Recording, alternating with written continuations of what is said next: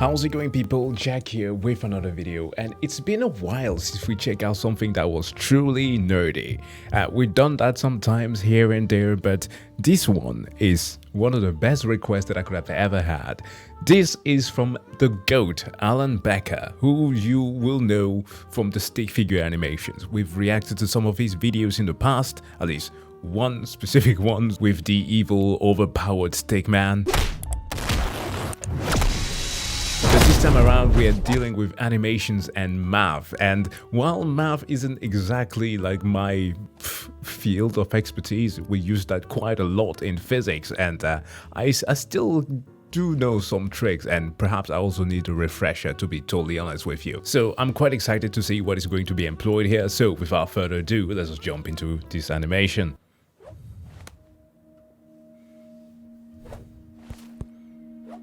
Okay. 1.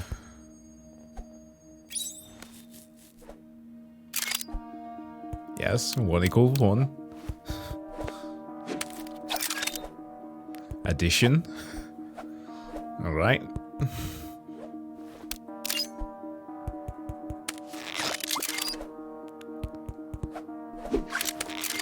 He's learning.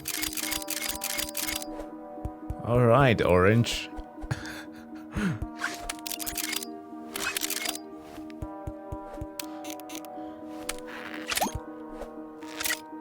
Oh, that's a neat trick. Yep. 2 series. Even greater numbers. Yay. It actually makes me wonder, is this the reaction that we had as kids once we finally figured out how numbers work? I think it might have been. Like, to this day, the satisfaction that you get from solving an equation, I think, will be the same as that of a child figuring out a simple math calculation. Overcoming the pain of math is a universal constant.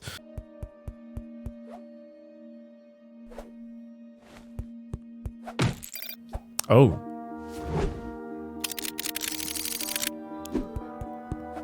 Subtraction. Yeah. Right.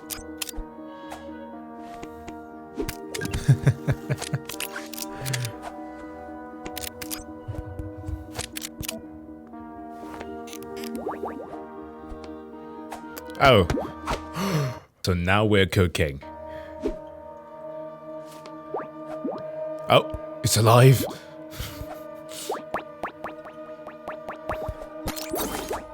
Oh! The imaginary plane. Right? Where did he go? Yes, -1. Can bring it back.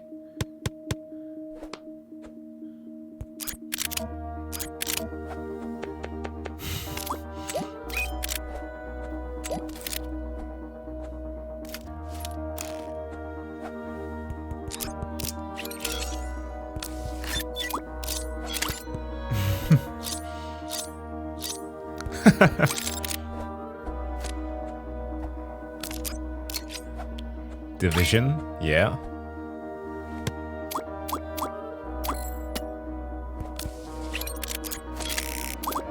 Wow, that's amazing.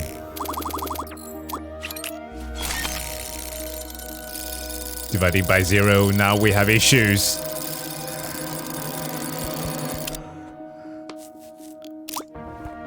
Oh.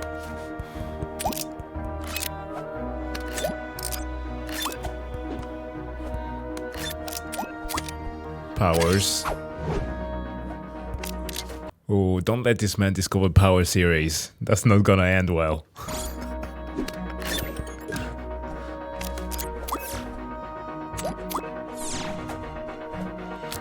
Oh, I see where this is heading. Okay, so so the E power that was put there, the E expression, should I rather say, was the, well, you could just call it the Euler's identity. It was lacking a few, the +1 If he had used that, then he would have gotten the expression back. But I can totally see him now going through different dimensions with this. It's pretty handy.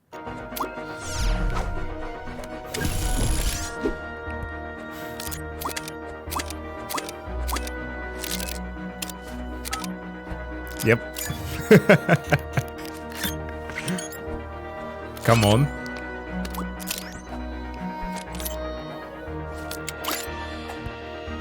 Square roots.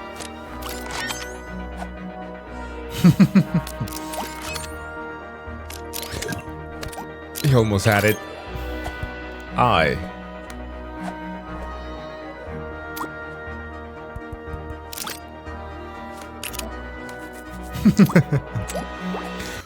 There we go.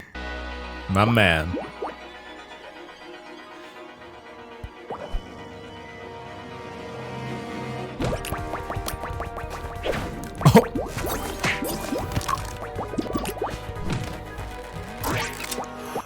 Oh, there we had it. Just for that single frame. So, okay, a little bit of an explanation, if I may. So E, unlike many mathematical constant that we have, is not based on geometry. This one is a representative of growth.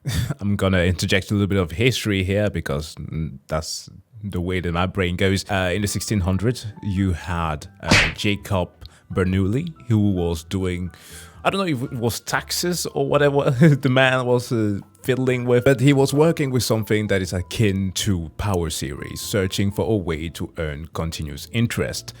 That led him to creating a formula that he couldn't exactly crack the code of, but what he knew was that the value that he needed to have was in between 2 and 3. Now, further later on in some years, in the 1700s, you have then Euler. I want to say Leonhard Euler. He has the same forename as my dad, so that's a good way of remembering it. Euler was a mathematician, astronomer, and all that stuff, and physicist as well. He ends up devising an equation with a continuous and infinite pattern, which ends up yielding a number that is, of course, irrational, because that's where it goes. If the pattern is endless, that is an irrational number. And he calls it E. Well, he didn't call it after himself, but I think that was the one variable that he had left. So E is equal to 71828, and ends up defining the difference between harmonic series and the natural logarithmic growth. Now, why is that? Well, that is because if you were to be plotting, I'm not going to do this here in my hand, let me just pull a math program because hand drawing might not represent it correctly. But here, if you were to plot this, e to the x, and we zoom in for a little bit, at point 1 here, we're going to say that this is point 1, right? 1, 2, 3, 4, 5. At 1. The value at this point here is obviously not 3. Wow, that was bad. It's obviously not 3, but it is 2.71828. Yeah, that's an ugly handwriting. I get that from my parents. Now, the value, the area underneath the curve is the same, 2.71828. And so goes also for the gradient for the curve is also 2.71828. Now, to get the pattern, this is why it is natural for it. Now, how does that apply to our video here? There is this special relation called the Euler identity. That is basically the expression that we saw in the beginning there with our, I guess, dog number creature that was running away. That is equal to e to the power of I times pi plus 1 equals 0. Now, this thing can be proved to be true by using Euler's identity, which says that e to the power of I times x is equal to the cosine of x plus I sine of x. Now by substituting x with pi, where x here is measured in radians, which is just prime for us to use a unit circle to just simply observe how these things behave. But of course we can just substitute x here with pi and find out that the cosine of pi is of course -1, and the sine of x times I is equal to 0, which of course by rearranging it we get our same expression from before. Like, some who do not know may find it to be super complicated, and it perhaps is if you have never seen these things before, but like a thing that we all had to go through in our first 3 months of math or calculus 1 was memorizing and of course understanding later on the unit circle. It looks like this, where you have all the different coordinates given there with the arc on this point here. Pi is equal to 180 degrees, and then 2 pi is a full circle. So with my crazy long explanation, let's jump back into the video.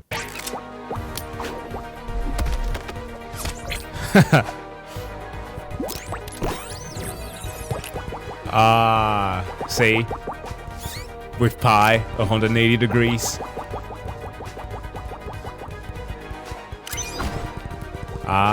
Multiplying his movements.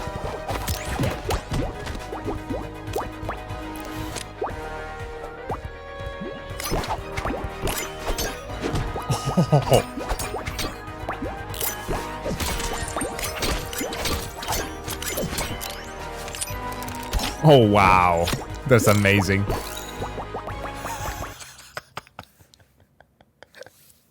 Again, check this out. It exactly took the jump right where it needs to be. Right there, hitting that 45-degree angle.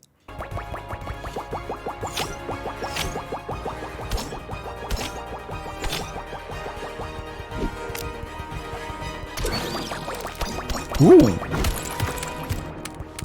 Oh.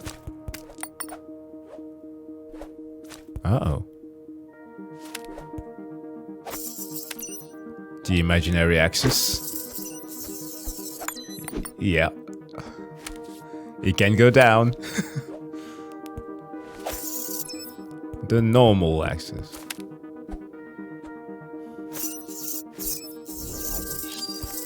And we have a unit circle. With the radii.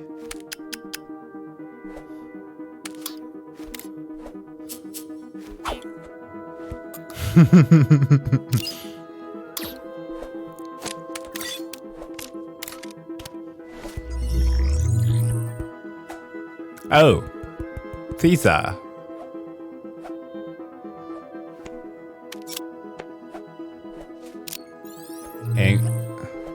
Angle times radius.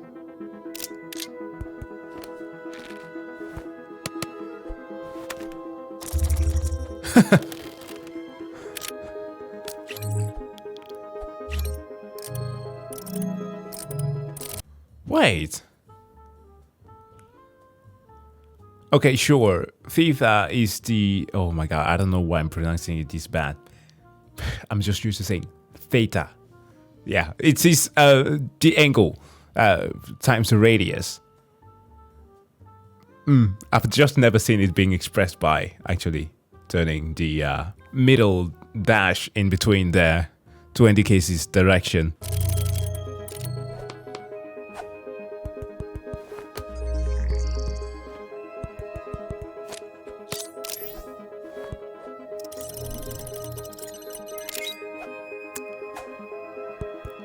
Okay, I'm a little bit surprised because generally speaking, we tend to represent, like when you're asked the typical questions of finding the modulus and the argument of your expression for the circle, you usually get the expression RE to the I theta. That is generally how we express what a circle looks like. But theta divided by R, perhaps? Okay. Yeah.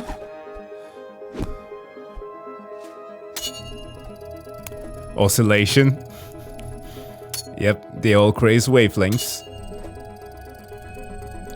which is, by the way, was my point before, that by substituting pi with x, you can find the different, well, you could say oscillations of them. So if you replace it with pi, you will find it to be -1 right here, and so on and so forth, which of course one can plot and get something similar to this.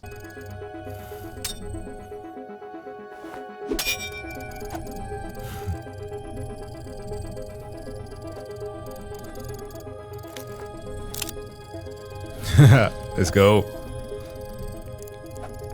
Yep. Gonna create a helix. Hello, friend. On guard.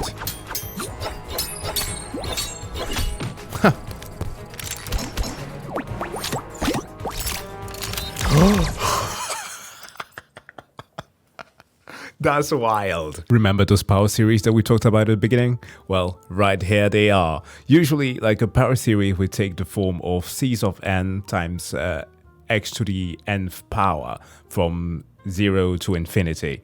Now, this time around, of course, because we're dealing with an exponent, this then takes the form that we're seeing here, with this then being replaced by the x. Now, by using what's called the limit function onto it, we can kind of determine where its radius converges towards. In this case, then it is infinity. And I suppose that we can use that in this animation by making it either infinitely powerful or having like infinite aim.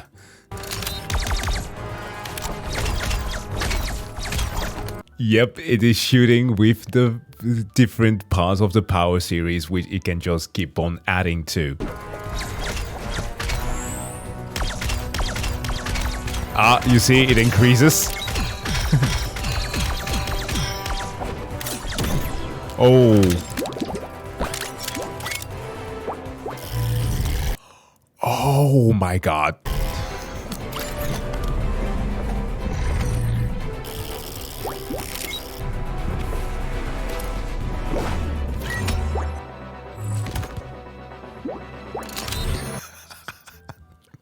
It's amazing he negated himself.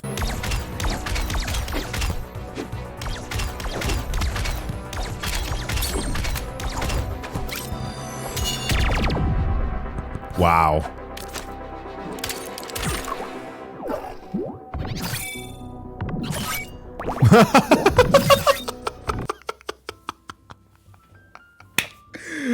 Okay, that's amazing. That's amazing. These are the things that we were told, that you keep on expanding, simplify the expression. Okay. Do you want me to add more terms? Yes.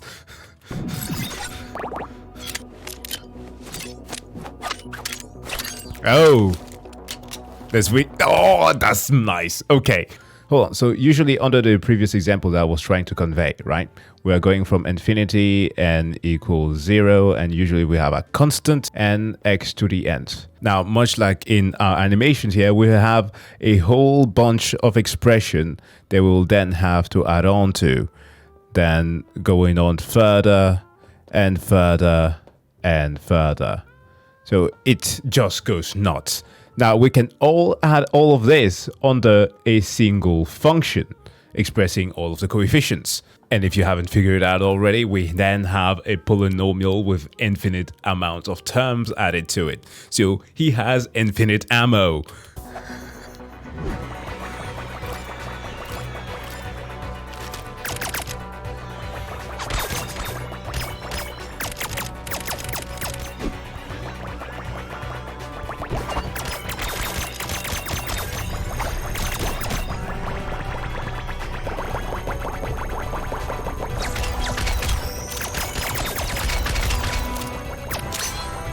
Oh.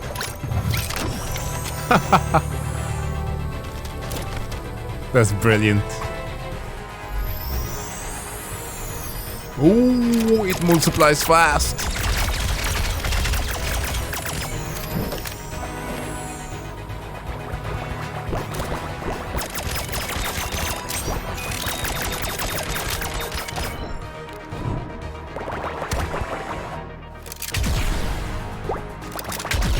Well, now he literally deals with infinity.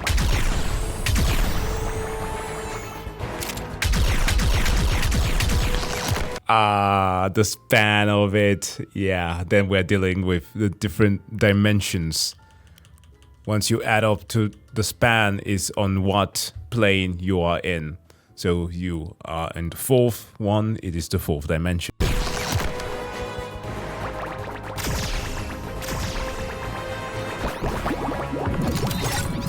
Oh, morphing.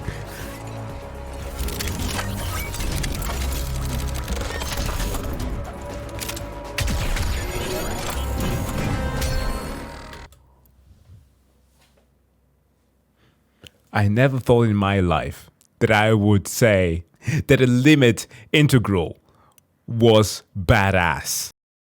Wow, I've been proven wrong. I've been proven wrong.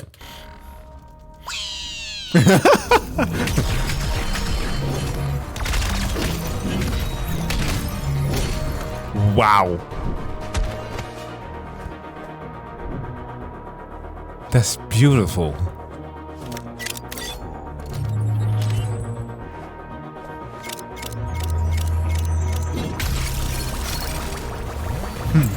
After him, my minions.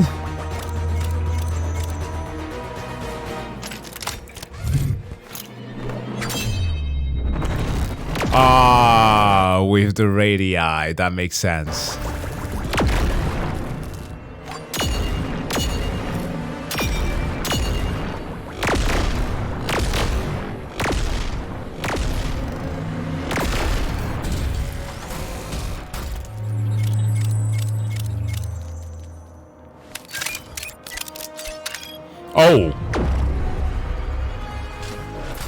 Oh, that's a bit excessive, isn't it?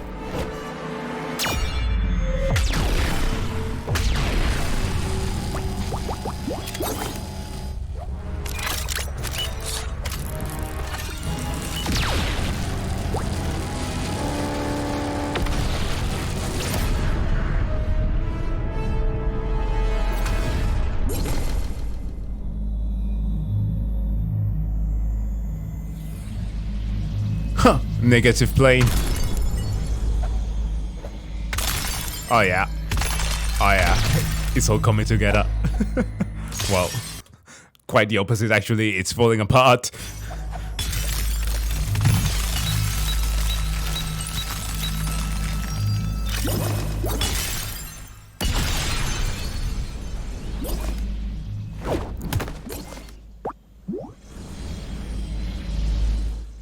Make peace, you two. You're about to destroy the world.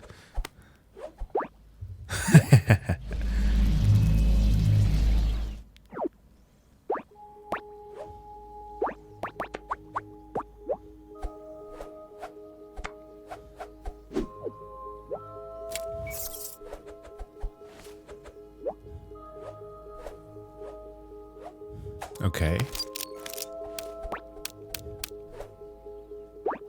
Oh, him. I see.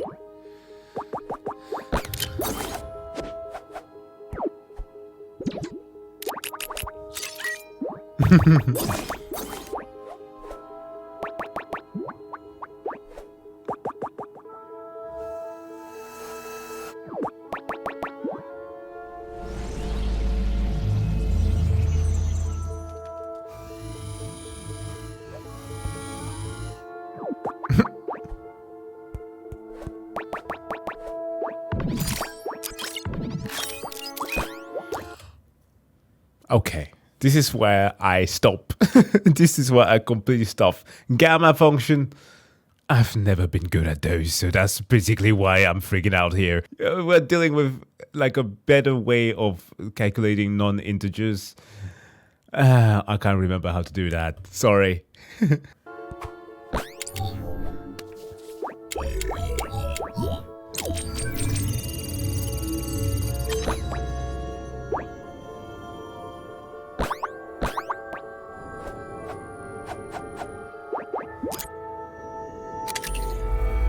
Ooh.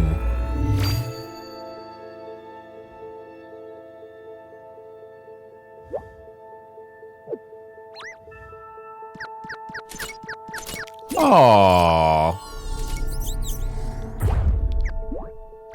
Oh. Oh, nice.